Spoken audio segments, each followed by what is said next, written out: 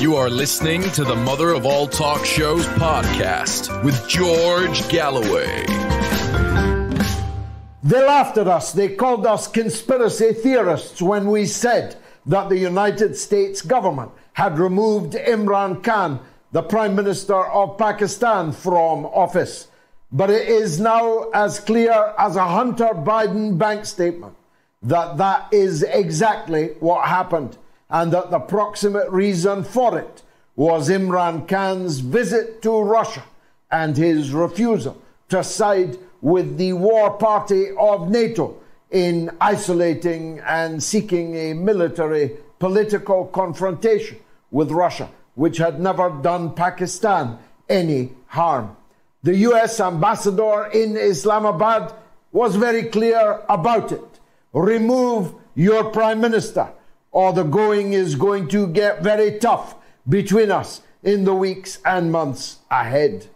They said that we were making it up, that Khan had been removed because of arcane constitutional issues inside Pakistan. But it is revealed in the leaked cables, now accessible by anybody on the internet, that the American ambassador met with the members of Khan's own party, members of parliament of Khan's own party, and persuaded them to lota, to turn their coat, to abandon their party, become independents, and then vote against Khan in the subsequent vote of confidence in the Pakistan National Assembly.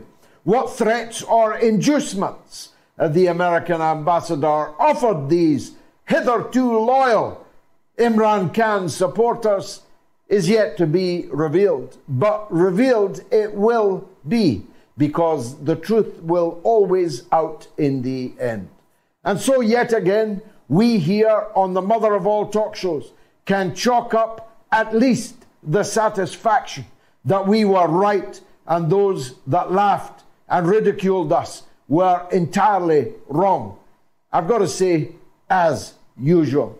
They laughed when we said Hunter Biden's laptop was real, until it turned out that it was real. They laughed when we said the FBI and the CIA had suppressed the contents of that laptop, until it was revealed before Congress that not only was the laptop real, not only was it not Russian misinformation, as 54 former and serving senior intelligence figures had falsely claimed it to be, but that it contained not just the sordid truths about this crack junkie son of the President of the United States, who's not living in a hovel somewhere.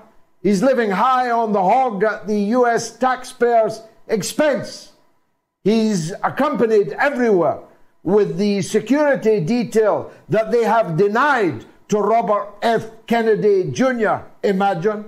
He is escorted into court hearing after court hearing by G-men with guns in their fancy suits. Hunter Biden, the crack-smoking, junkie, user of prostitutes and cavorter with small female children in his bed, taking pictures of himself while doing so. The first son of the Biden dynasty and the Biden crime family.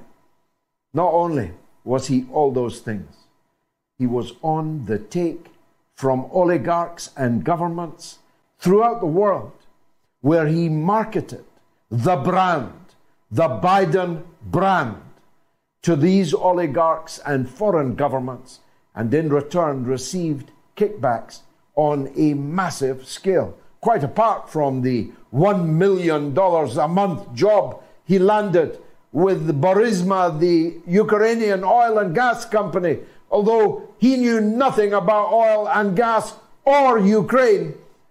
I wonder what Burisma first saw in Hunter Biden. Well, actually, we now know the answer to that. Burisma was just small change.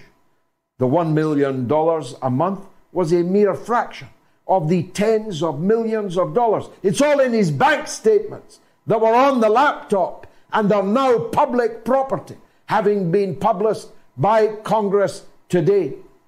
Millions from Kazakh oligarchs, Russian oligarchs, Chinese oligarchs, people all over the world, governments all over the world were paying Hunter Biden when his father was the vice president of the United States. And in return, Joe Biden wined and dined the exact same oligarchs that were paying Hunter tens of millions of dollars, wined and dined them in the White House.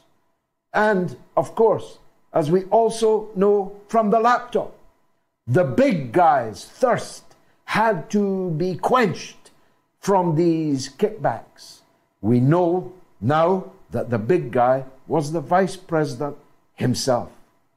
In one of the most startling revelations in today's papers, a Kazakh oligarch transferred the exact price to the dollar of a sports car that Hunter Biden went out and bought the very next day. And we have the receipt for the sports car with the exact same amount of money to the dollar that he had been wired by the Kazakh oligarch.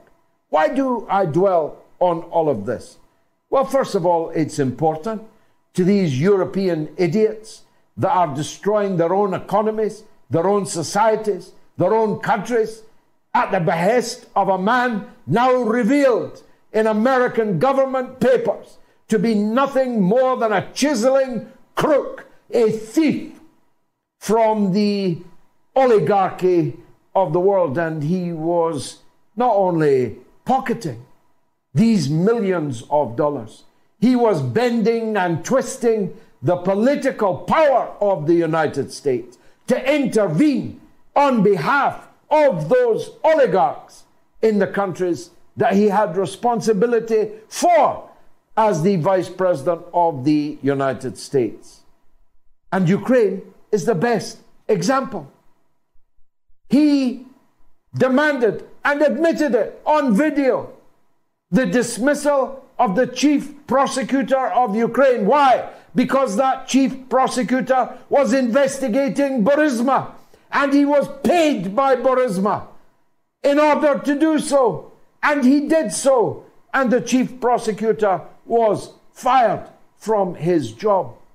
Why do I dwell on that? Because what else is in the bowels of the records of the Ukrainian regime in Kiev that implicates the now president of the United States and his family in criminal behavior that would see him sent to prison for the rest of his miserable, unnatural life? That's why he has dragged the world to the brink of World War III to defend that regime in Kiev. Because if the Russians were to get there, and the people who know were to begin singing about Biden and the crime family, who knows where this would end. But it's not only for that reason that I labor these points. It is for this reason. Barack Obama must have known all of this. Unless the Americans don't have any intelligence services. Unless the American security services just have a big building and nobody in it, or nobody in it doing any work. Barack Obama must have known that his vice president was involved in graft and corruption with governments and oligarchs across the world in countries where he had given him responsibility. So I'm asking the question, have we looked at Barack Obama's bank records? Or was Barack Obama St. Francis of Assisi while allowing his vice president to behave like Mephistopheles himself? I find that unlikely, don't you? So what crime and corruption was Barack Obama involved in? And while I'm on the subject, who was the second person on the paddleboard Why did the blood samples of Barack Obama's second chef to die by drowning disappeared in the laboratory? A junior employee very foolishly threw them out. If you believe that, I have a bridge in London that I could sell you, going cheap, cheap, cheap. Who was the second person? Why was Barack Obama sporting a black eye and plasters on his fingers as if he had been in a fight? What were the blunt force injuries suffered by this poor, hapless chef before he drowned? And you know what? He drowned, it turns out, in 10 inches of water, which, if true, means he was unconscious in the 10 inches of water. If he was unconscious, how did he become unconscious? Do you see where I'm going with all this? This superpower, this land of the free, home of the brave, is actually led and has been led by one gangster after another. Now, as I've often said, that's a matter for the American people. It's not my business. If they want to keep electing or allowing voter theft to put in office one idiot, imbecilic, kleptocratic, cacocrat after another, that's their business. My business is that all the Western governments are following them wherever they want to go and taking the rest of us over a cliff. So that is now official. Hunter Biden, Joe Biden are chiseling crooks, thieves, and liars and deceivers. What are you going to do about it? Well, I don't know if the American people are going to do anything about it. It's not my business.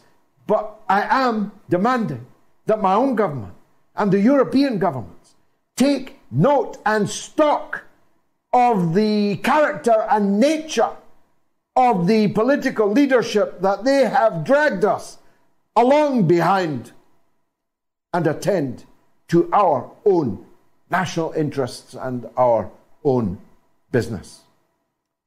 It's official too that in Niger today, the French government, in a terrorist act, attacked the National Guard of Niger and unleashed a terrorist attack by ISIS on that government and its forces, proving, amongst other things, what many of us have long alleged, another allegation coming true in front of our eyes, that this ISIS and Al-Qaeda phenomenon is not exactly what we were told that it was. It's not an anti-Western guerrilla fighting organization of terrorists. It is actually a tool of the Western intelligence services and governments.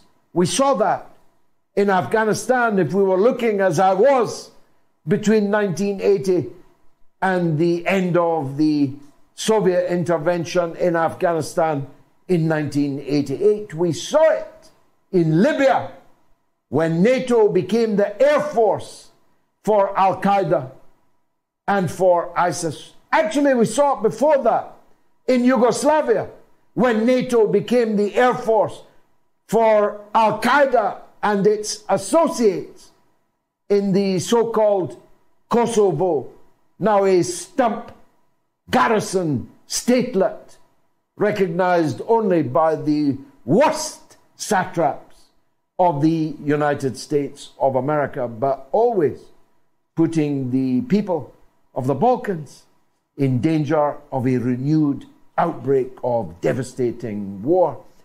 We saw it most brazenly in Syria, where we were the Air Force and the funder and the armorer and the proselytizer for ISIS and Al-Qaeda and the alphabet soup of Islamist extremism, trying to destroy the secular Arab Republic in Syria and overthrow its government and see the black flags of the fanatics fly atop the buildings in Damascus itself. And now we've seen it again in Niger. We see the very terrorist groups facilitated in the overthrow of Gaddafi in Libya, who have gone on to destabilize almost the whole of sub-Saharan Africa, and a phenomenon that has now reached as far south as Mozambique and other southern African states. These groups are now being turned against the government of Niger because it had the temerity to tell the French colonists to leave. How clear do you want it to be? As clear as the nose on your face is how it currently is if you're prepared to look in the mirror. France and the United States are openly making war, economic war. And now, in the case of France, actual war against a small, poor African republic that they have milked until they could milk no more for 65 years of so-called independence.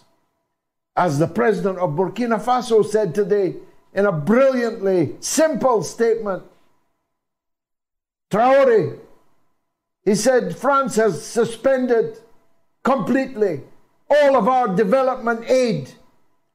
But they've been giving us development aid for 64 years and we don't have any development. So they can keep their money and stick it where the sun don't shine. I added the last bit. He's far too diplomatic to put it that way. So this war that they've launched against Niger, how does that sit with their support for the coup that overthrew the elected president of the Ukraine, which started all this? We encouraged and helped organize that coup. But if Niger has a coup, well, the whole world's got to go to war to reverse it. The envoy for the Sahel of the European Union today said this. I'm not making it up. She said this. Our sanctions against Niger are beginning to work. They are running out of medicines and food already. Did she come into public life imagining, even hoping, that one day she'd be able to say words like those? Our sanctions are working. The people of a poor African country are running out of medicines and food already. This is the same European Union that condemns Russia over the Ukrainian grain deal, saying that it risks starving the people of Africa. But we are starving the people of Africa and boasting about how successful we have been. The word hypocrisy, even with the largest capital H, does not begin to approach or describe properly the level of this hypocrisy. Catalonia cannot secede from Spain, but Kosovo can secede from Serbia. The Crimea cannot secede from the Ukraine. Do you hear what I'm saying? Hypocrisy doesn't begin to describe the cynical depths of all of this. But the end of times is not just appearing in Africa. It has not just appeared in the Ukraine. Thousands of American soldiers and sailors are now in the Persian Gulf preparing for war with Iran, as an armada lies in the waters of the People's Republic of China. Take your pick. Where will the next war be? Where will it happen? Where will the balloon go up Mr. Oppenheimer, you ain't seen nothing yet. It's the mother of all talk shows. Stay tuned.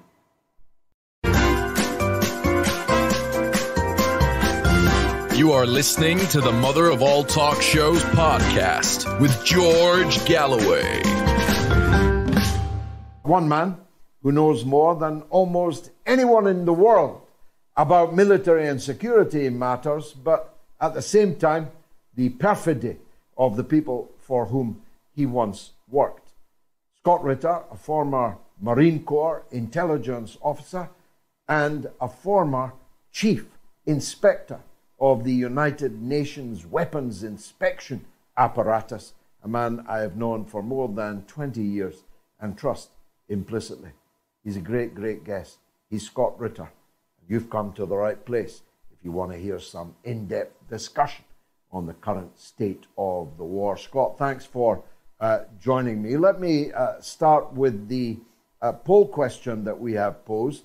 I didn't include the Ukraine because, in a way, that's too obvious, and is a war already raging.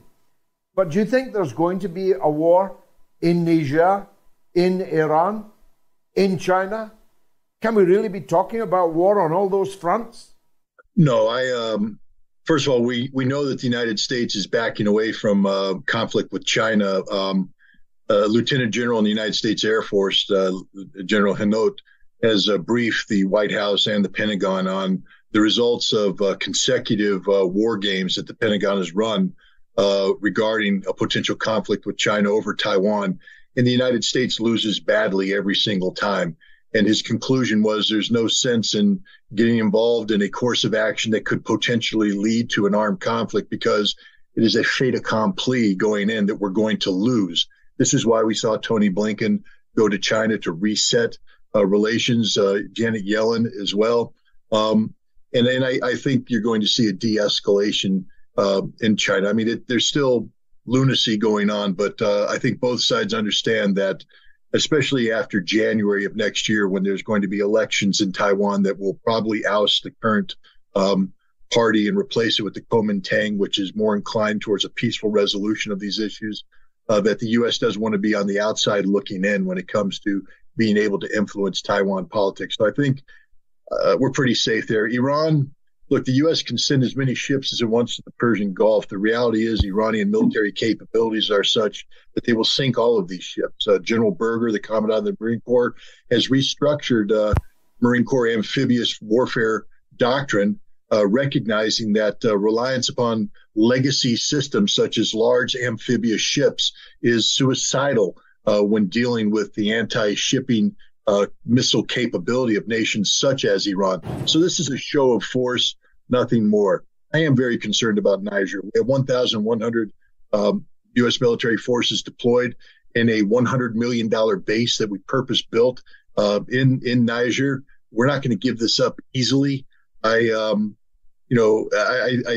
concerned about what happens if ECOWAS does mobilize and dispatch a 25,000 strong military intervention force and they get their noses bloodied. Will the United States feel compelled to provide support? And we could see sort of an incremental engagement there. I'm hopeful for diplomacy, but I'm on this one. Sadly, I have to say I believe that conflict is the more likely outcome. I'd love to be proved wrong on that, but unfortunately, that's how I see it. Well, the angel of death, Victoria Nuland, paid them a visit. They seem to have given her short shrift. Maybe she thought a bag of cookies would suffice to bring these generals to heel. Didn't work out that way, did it? No, not only that. It seems that the United States is scared to death of this organization called Wagner. And she gave a specific warning to the Niger government not to get involved in Wagner or with Wagner. I think I'm not here to tout the benefits of working with Wagner. What I am here to say is that the Russians through Wagner are providing an alternative to the post-colonial deprivations of or predations of France and England, of the United States global hegemony. There's competition right now for African security, and more African nations like Mali, Burkina Faso, now perhaps Niger, are leaning towards the Russians because they trust them more. They don't have the same taint of the colonial rape. I'm sorry to use that word of Africa. And Victoria Nuland seems to be scared to death that Wagner could or would get involved, and it seems that she's failed on that front as well. So let's turn to the main dish, which is, of course, the Ukraine war. I wanted to ask you about the war of words issue, that the mass of the people are being fed a daily diet, still, even now, that Ukraine is winning the war, that the Russian military is decrepit and running out of this and that, cannibalizing washing machines, and Ukrainian women are bringing down Russian ordnance via tins of tomatoes thrown out of their windows, and all of this bilge. But in the heavyweight newspapers, in the New York Times, the Washington Post, the Times, the Telegraph in London, they're actually inching closer towards the truth that Ukraine has comprehensively lost this war, and the only question now is how far the Russians are going to go. How is the public going to be, as it were, led from one of these positions to the other? Well, it's interesting because what we're seeing at the same time that, as you called it, the heavyweight newspapers, who had previously been saying, actually printing some of the stories that you talked about. So they're not that heavyweight, George. They're capable of, imbecilic, juvenile reporting. But, they are confronted with a reality now that they have to adjust to. And that reality is that Russia is winning this war. Russia will win this war.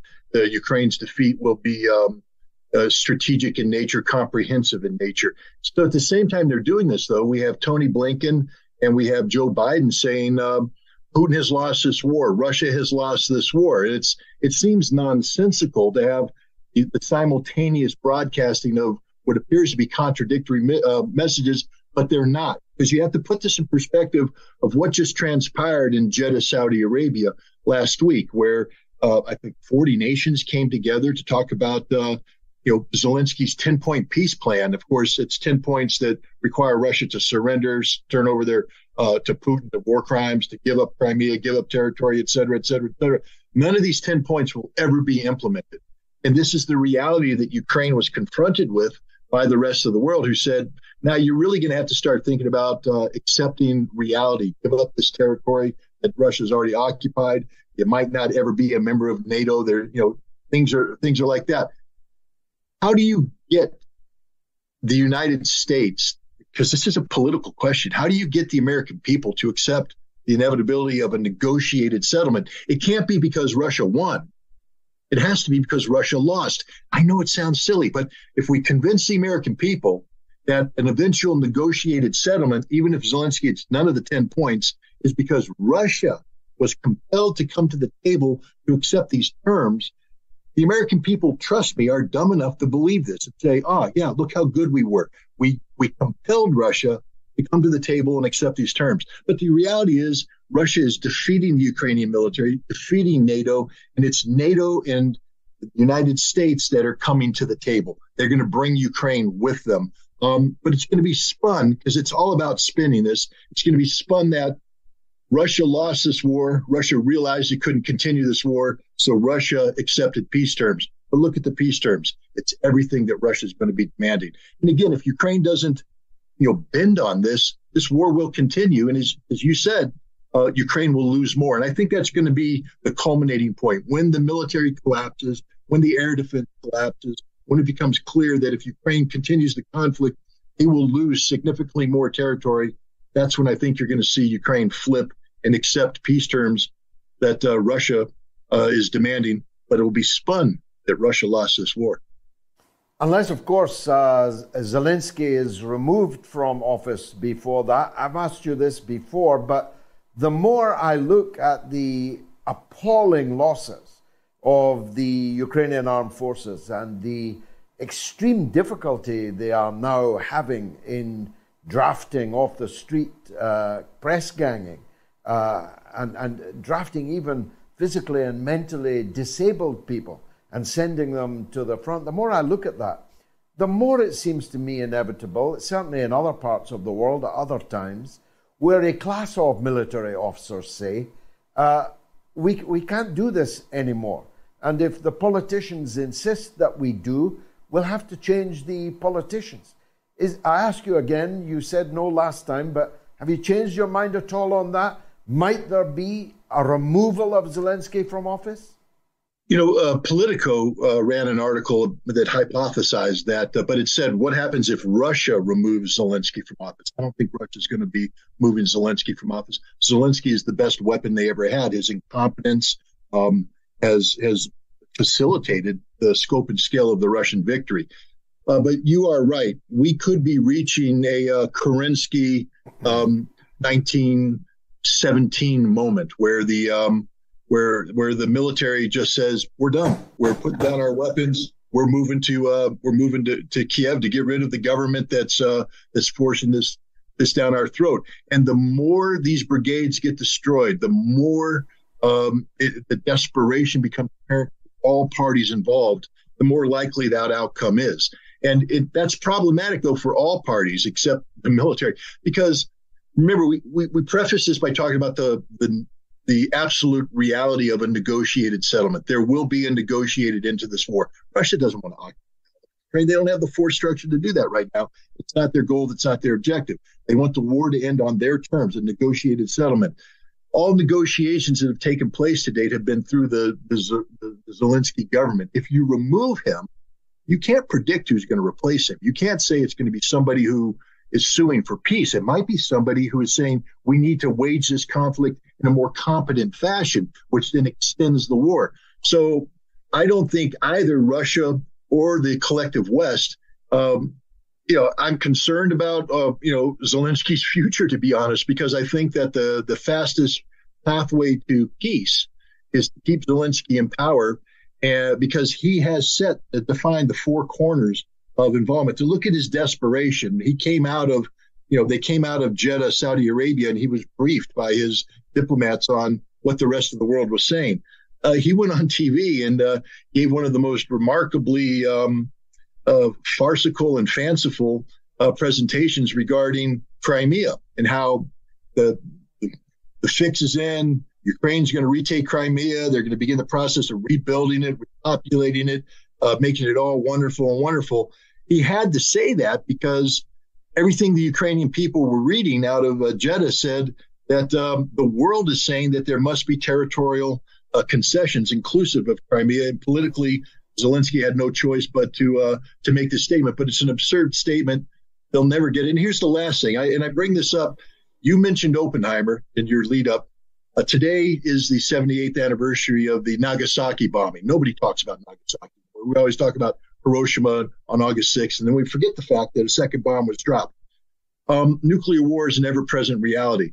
And for those people who say, hey, it's okay for Ukraine to want to get back Crimea and it's good for the West to try and empower that, what you're saying is you want to die, because Crimea is Russia.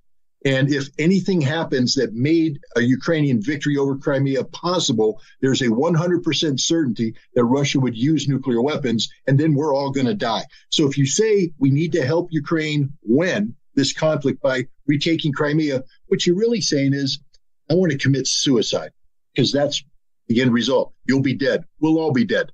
This is why we need to push for a negotiated end to this war that meets Russia's terms and conditions. And it's not unjust to say that Russia deserves to get what it wants. It wasn't Russia that launched the coup d'etat in 2014. It was the CIA. It wasn't Russia that empowered the Banderas Nazis to take over. It wasn't Russia that inflicted ethnic genocide on the Russian-speaking populations.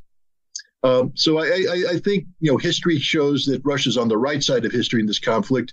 War is never a good thing. It's never the ideal option. And the best thing we could do is try and facilitate the conditions under which this war can come to a rapid conclusion. but it's not going to be on the terms dictated by Zelensky. It's going to be on the terms dictated by Russia. Lastly, I was ruminating in my monologue about the sheer, I don't know, hypocrisy doesn't sum it up, but, you know, you talked about Niger. It is completely unacceptable for a coup to remove the elected president of Niger. But we're on the brink of World War III over a coup that removed the elected president of Ukraine, which we didn't just support, we actually helped organize. Victoria Nuland was on the streets giving out the cookies. I mean, you've been pretty near the top, Scott. You know these people. Does this double standard never occur to them? It would to me. I promise you, it would to me. Well, first of all, George, I just want to compliment you on your monologue. I've never laughed so hard, and I've never wanted to cry so hard. Your content is so disturbing, but your method of telling, your rhetoric is masterful, and I applaud you for it. Please continue doing what you're doing. And the answer, of course, George, you know this answer. You were in Parliament.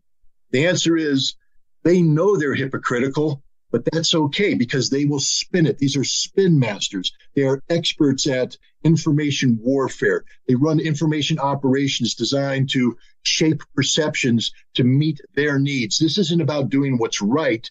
This is about doing what supports their greed, supports their dreams of empire, their dreams of hegemony, their corruption.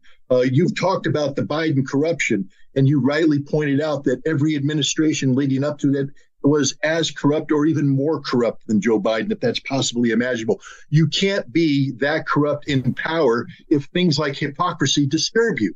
These are people who hypocrisy is a way of life, but they are masters of rhetoric, not like you. You use rhetoric to tell the truth. You use rhetoric to inform. They use rhetoric to manipulate, to deceive, to lie, to shape, to get a result that otherwise wouldn't be accomplished if they even had the common courtesy and courage to speak truth on occasion. I missed that question. If you could repeat it, we had a technical glitch, I think, a hiccup. Good evening, George and team, and good evening, Scott Ritter. Thank you to you all for all of the hard work that you put into these shows and for letting us know what's really going on. Message to Scott. My question is, America spent $877 billion on the military, on their military last year.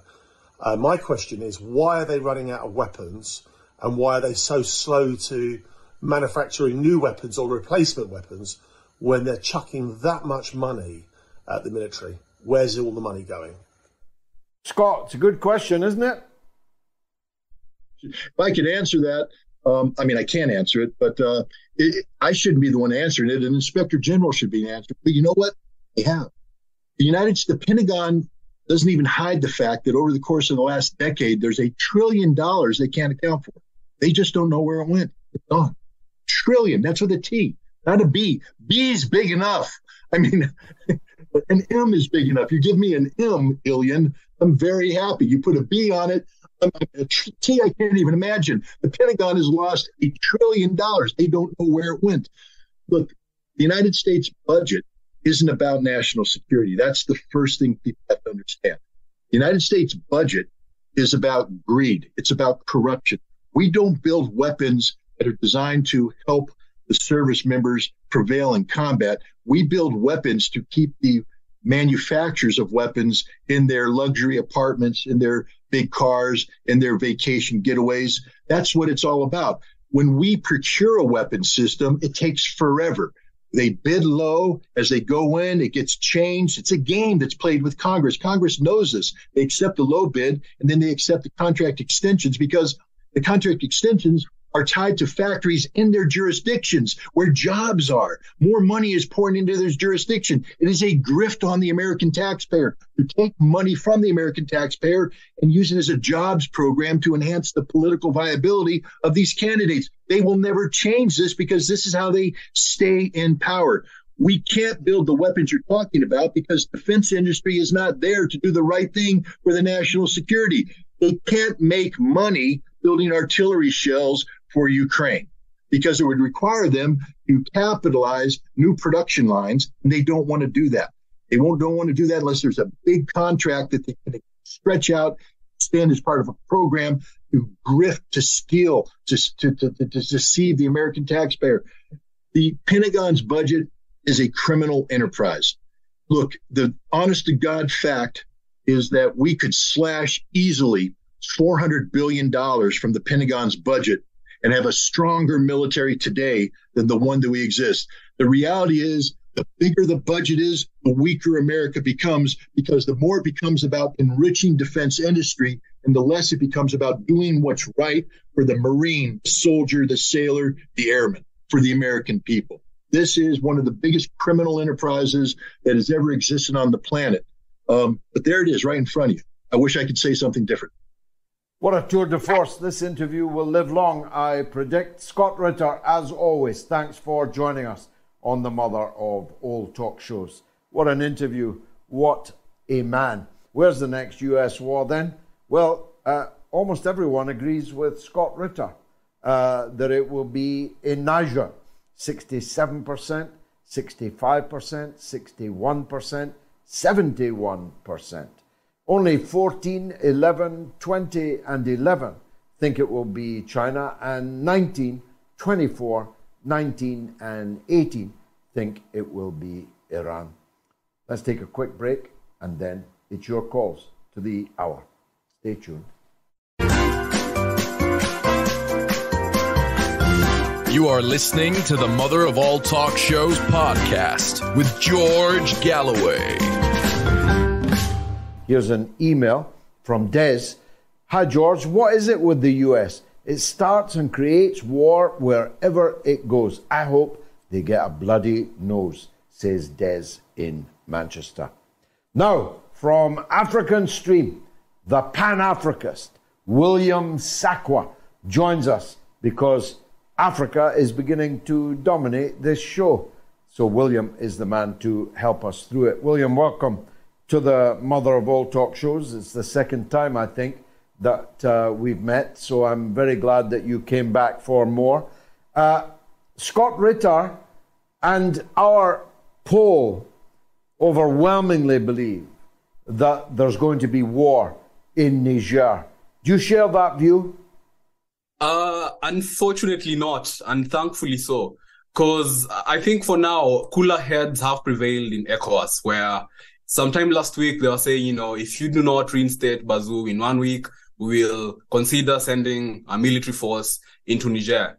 But then you see, after Niger got support from its people, I think that's the most important thing. The support Niger has gotten from its local population. You have the people saying, if you'd like to get to the presidential palace, ECOWAS will have to go through us.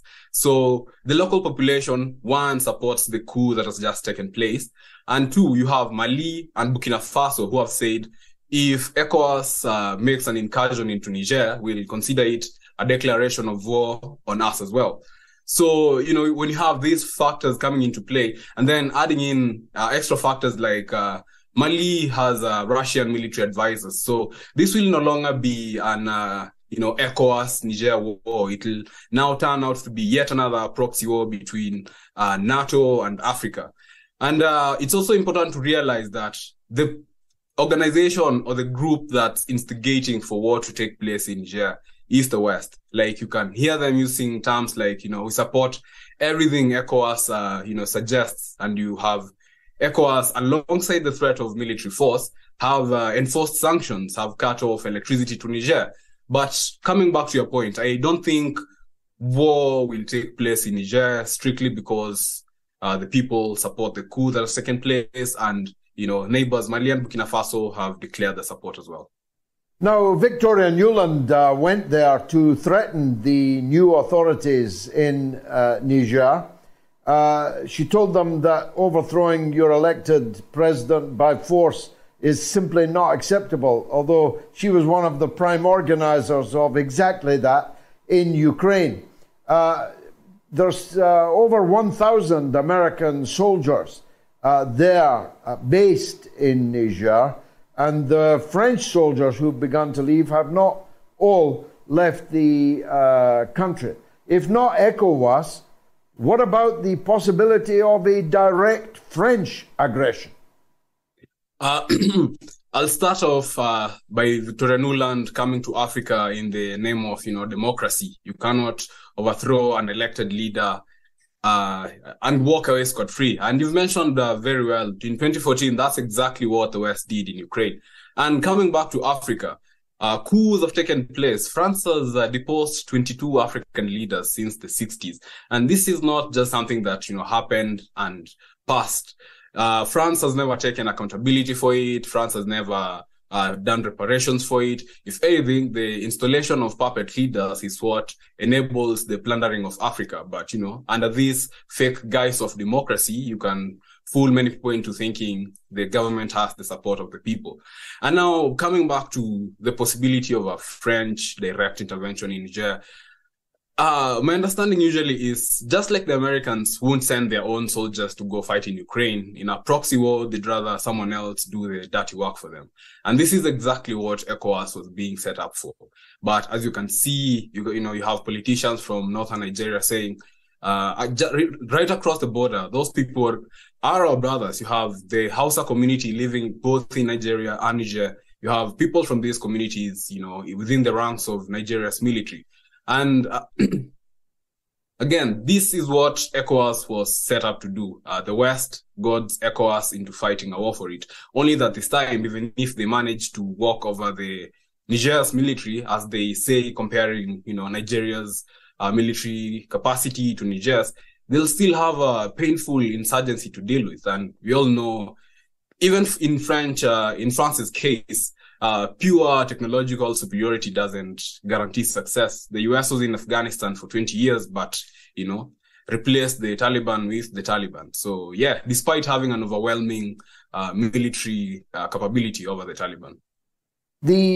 I've been looking quite a bit more deeply than I had before into this new president of Nigeria who can't accept the affront to democracy that the coup in Niger, according to him, represents. But he doesn't have the greatest democratic credentials himself. First of all, there's very serious and credible allegations of electoral corruption in his own election, and it's still actually before the courts. The opposition have never accepted his election. Secondly, the Senate of Nigeria has refused his demand that Nigerian troops be sent as part of an ECOWAS invasion of their neighbor, Niger. And then there's his own checkered history. To my absolute astonishment, forgive my ignorance, I had no idea that this man was a bagman for the mafia and the drug dealers in Chicago, Illinois, which doesn't seem like a great qualification to be the leader of Nigeria. These people who are now talking about democracy in Niger, many of them don't have a leg to stand on, do they? No, they do not. No, they do not. Look at Ivory Coast, for example. You have Ouattara, going against the constitution and running for another third term. What's that if not an institutional coup? But, he's a friend of France. Look at Cameroon, Paul Biya being in power for 43 years, but still, a friend to the democratic-loving West. Now, Tinubu himself, the general perception on the ground is that he's the perfect tool, if you wanted someone compromised to push through whatever policies you'd like. Look at, in a few weeks since coming into power, he has scrapped fuel subsidies. You now have Nigeria, which, has been having fuel shortages despite being the biggest oil producing country in Africa. Now, then again, looking at his credentials back in Chicago, money laundering for his relatives in the heroin trade. If you're, as the American intelligence community has historically done, if you're looking for someone you can dangle a knife over should they step out of line, Tinubu probably still has material interest in the West. He still has, like very many other, Western favorites in Africa, he still has assets in the West. This could very easily be seized if he's seen as stepping out of line. And once you look at it that way, you begin to understand why ECOWAS was initially taking the kind of measures it was against Niger. It was merely serving someone else's interests. Because consider what the Americans have in Niger, for example. The biggest drone base in Africa, built at $100 million and costs $30 million annually to run.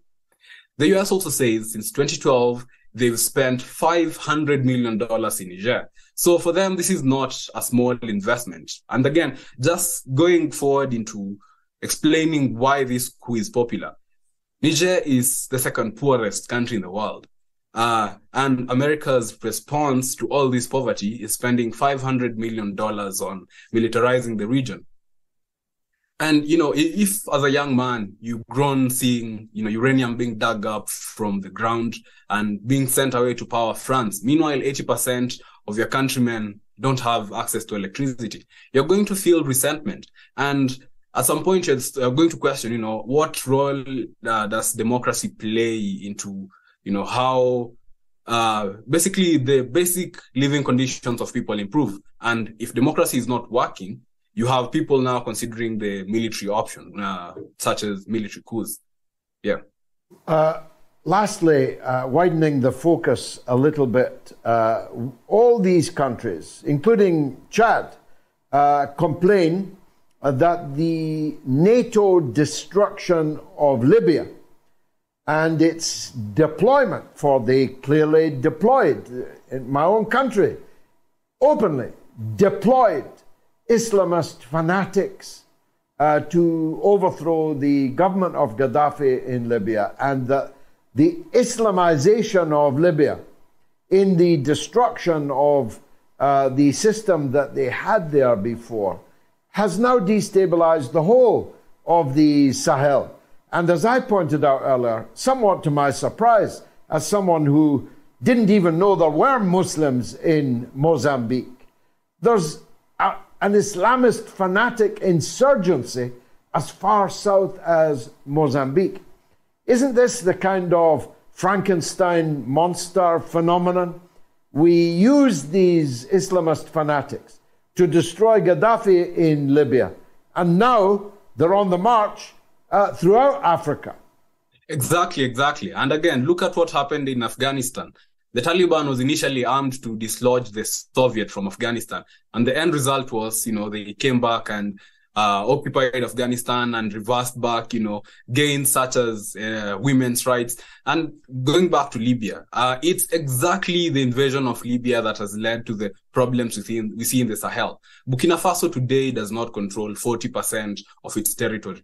Imagine the economic opportunities missed as a result of not accessing 40% of your country, which is run by terrorists. You have these terrorists also running mines in Mali as well. And if you can remember, last year, an official from Mali said, "Give me an audience with the Security Council. I have evidence that France is supporting terrorists in Mali."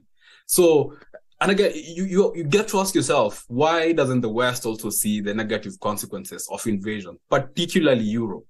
Because for the Americans, you can say they have an entire ocean dividing them from migrants. But for Europe, if Niger falls, the resulting migrant situation is going to be worse than anything we've seen so far. And again, as we saw yesterday, a delegation from Mali and Burkina Faso were present in Niamey, Niger. And they had this as the main message. We saw what happened in Libya. If it happens in Niger, who knows how long it will take to get things back to normal? 30, 40, 50 years? Basically, they say, we've said no, whatever it takes, we'll make sure that does not happen here. And yeah, I think we should definitely call out the West, because this all benefits nobody but the West. For everyone else, it's a loss, especially for Africans who seem to be finally, finalizing the war of decolonization. William Sakwa, a brilliant tour de horizon. Thank you very much indeed for joining us on the mother of all talk shows. Where is the next US war? We asked in our poll, which you've still got about 20 minutes, I think. It's overwhelmingly Niger for our respondents, 15,388 of you. Benia says, Assalamu alaikum, George. We in Africa are still colonies. We're not allowed to make a decision or take action unless what is agreed by the West and America. I think those days are gone. Peter is in Ireland, but wants to talk about Nigeria because this is the global university of the airwaves. Peter, welcome to the show. Go ahead, sir. Thank you very much, George. I live in Ireland and I'm a Biafran by birth. I want to ask one question. Thank you very much. Thank you, first of all, for giving me the audience. I've been an ardent follower of your page, and I've always followed your talk show. And you are highly expository, you are highly educative, and I don't think I first stumbled on your video when you had a conference where you shredded a Libyan who was resident in London, who was praising the British Conservative Party and all the atrocities they committed in Libya. And I watched ardently how you shredded him and then, disgraced him. However, now what I want to ask George is, I wonder, why is Biafran issue not on the front burner of the world affairs? Now, number two, Mazin Nnamdi Kanu is a British citizen and a Biafran who is a freedom fighter, who has been clamoring for the freedom and for the restoration of the independent Republic of Biafra. He's the leader of the indigenous people of Biafra. He was extraordinary renditioned in 2001 in Kenya. Nigeria committed violation of international law and kidnapped him in Kenya, extraordinary renditioned into Nigeria. Since 2001, he had gone through a series of court trials from the high courts in Abuja, high courts in Umuahia, and other parts of Nigeria. And the High Court in Abuja dismissed 7 of the 15 count charges they leveled against him, and they proceeded to Court of Appeal. And at the Court of Appeal on the 13th of October 2022, dismissed all the charges and ruled that nobody can try him on any of those 15 count charges anymore, and ordered his release. Nigerian government has been violating his rights. He has been in the DSS dungeon, not in the ordinary correctional prison. He's been in the DSS custody. 13 feet space is what he's been occupying, less than 6 foot bed. He has been there. They refused him to change his cloth. He has worn one cloth for 2 years. The court refused the DSS refused that he should change his clothing. The same clothes he was wearing in Kenya when he was kidnapped and tortured for 8 days. He's been wearing the same clothes up to today. They refused to allow him any medical assistance. And they have kept him there in violation of the Court of Appeal order, the second highest court in Nigeria. Everybody is keeping quiet over this man, and his only request is allow my people to have referendum to determine our freedom, whether we want to remain in Nigeria or not. Britain conducted a referendum for people of Scotland, and Britain thinks that Biafrans cannot enjoy the same rights of the Scottish. Britain is emasculating Biafrans the same way France is holding Niger. The Biafrans are emasculated, are encircled and strangled by the British authorities. Remember, between 1967 and 1970, Britain killed, supporting Nigeria, killed 5 million Biafrans, unsung, unwritten. The entire Biafra land is full of graveyards. There is no graveyard where anywhere Biafran was buried. Everywhere was littered with Biafran souls and bodies. Over 5 million Biafrans were killed. Never had, second to the Jewish Holocaust. This man, Nnamdi Kanu, has been clamoring, and the world has kept quiet. The world, because oil is in Biafra land, and Britain is doing the same thing France is doing to Niger. Peter, you certainly haven't been quiet, and if nobody else has been paying attention to this man's case, they certainly will now. You gave it an airing and illuminating that was second to none, and thank you for doing that. I made the point in my monologue that some people are allowed to secede from some countries, but other people are not allowed to secede. And if they try, then we'll go to war, maybe even risk world war in order to stop them. I'm not myself a supporter of breaking up African countries. I'm not myself a supporter of breaking up Arab countries. I think we've got too many Arab countries. I think we've got too many African countries. I'm in favor of unity in Africa and unity amongst the Arabs. But there is no doubt that the double standard to which you drew attention is entirely a self-serving one. Britain supported Nigeria in the Biafran War, not because they favor unity in Nigeria, but because they were milking Nigeria, and the ill-gotten gains of the corrupt regimes in Nigeria were banked in London, were spent in the property markets in London, in the jewellery markets in Hatton Garden in London, and so on. So you've made a good contribution. I'm grateful for it. I've no doubt we'll return to the issue of Biafra and separatism in Africa on another occasion. Thanks for the call. Stephanie is in Ontario. Let's hear from her. Stephanie, go ahead. Hello, how are you? I'm good, by the grace of God. Thanks. What would you like to say? I just wanted to bring awareness to the Coutts 4. The Coutts 4 are political prisoners in Canada that are being held without bail since 2022 for conspiring to murder a police officer, which has been a sham from the beginning. There is no evidence to prove that there was anything of the kind. There's major corruption going on in the RCMP and in our country as a whole. These people were just freedom fighters during the convoy in Coutts, Alberta.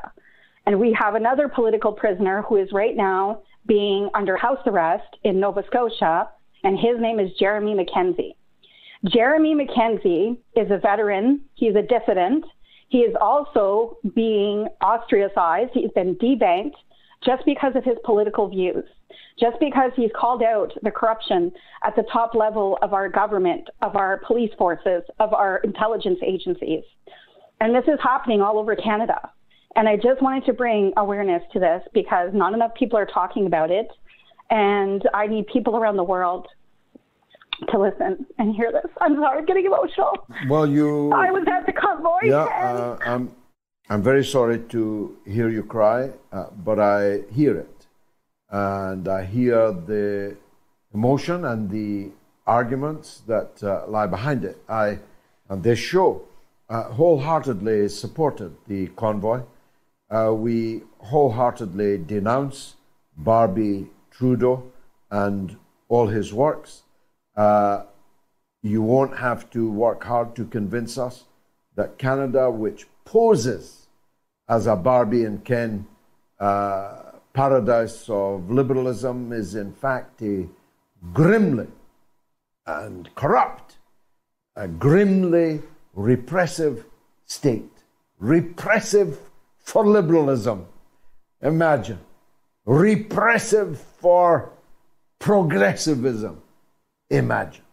And their disgusting habit of blackguarding everyone who takes a different point of view to them.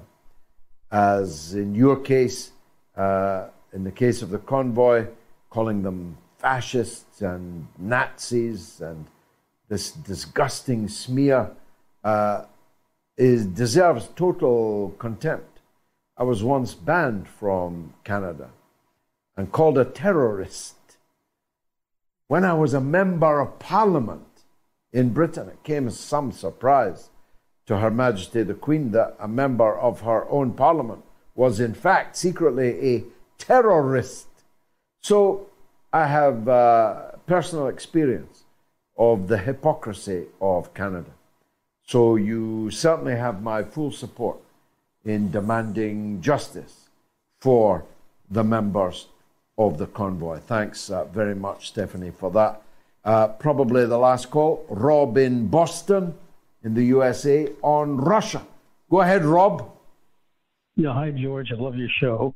I just have a question that seems obvious to me. I don't know, but maybe you have some can shed some light on this. I was just wondering why, given the escalation, why Russia wouldn't make a démarche on France and the UK by shutting down, closing diplomatic relations and withdrawing all staff. That would send a message, I think, I don't know, I'm sure Moscow has thought of this, that what might come next. And I think it would fracture the, I mean, I'm just one person, you know, so it would fracture the NATO alliance. I don't know anything about diplomatic relations between Russia and France, but I know a lot about the lack of diplomatic relations between Britain and Russia. And I think we're very close to a formal ending of diplomatic relations between Russia and Britain. The embassy is, in fact, the Russian embassy is, in fact, entombed, really, and no diplomatic work of any kind has, for the last year or more than the last year, before the war, has been possible in London. And if the Russians asked me, which they won't, but if they did, I'd say that there's absolutely no point in having diplomatic relations with London, because London's ancient hatred of Russia has effectively taken over their minds. I mean, Britain has lost its mind in relation to Russia. And I was pointing out to someone this very day that this predates Putin by 100 years and more. This predates the Bolsheviks and their revolution in 1917. The ancient hatred of Britain for Russia goes back to the middle of the 19th century and goes back even further than that. From Catherine the Great, the British have hated the Russians and have sought every opportunity to damage, weaken, divide, and fragment Russia. So there does come a point, you're right, at which pretending that you have normal diplomatic relations with someone becomes actually self-defeating. And I think we have reached that stage with Britain now. And I don't think that will ever change.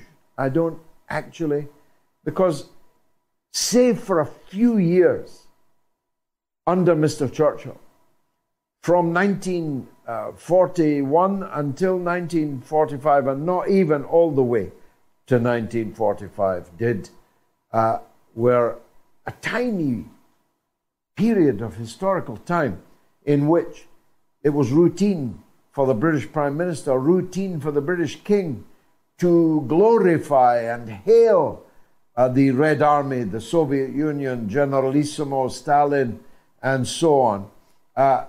Besides that window, 4 years, and not even all of 4 years, it has been a seamless story of hatred, of attempted subversion, of actual invasion. How many of you know that scores of thousands of British soldiers and sailors invaded Russia in 1920 to intervene in the civil war in Russia? Invaded and occupied Archangel, Murmansk, and other parts of Russia. Sought to advance on Petrograd and overthrow the Russian government. Who remembers that? Only people who've read the books I've read remember that. Rob, thanks for that call. The poll has closed. 16,028 people voted, and overwhelmingly, almost 2/3 actually, of you believe that the next US war will be in Niger. I've run out of time. I cannot opine for my my legendary 3 minutes of final thoughts, because It's already the witching hour of 11. But God willing, I'll be back on Sunday at the earlier time, please note, of 7 p.m. UK time for the mothership, for the Sunday edition of the mother of all talk shows. I don't know about you, but I thought tonight's was a cracking show with two cracking guests. And not a bad monologue from yours truly. I hope it gets the audience it deserves.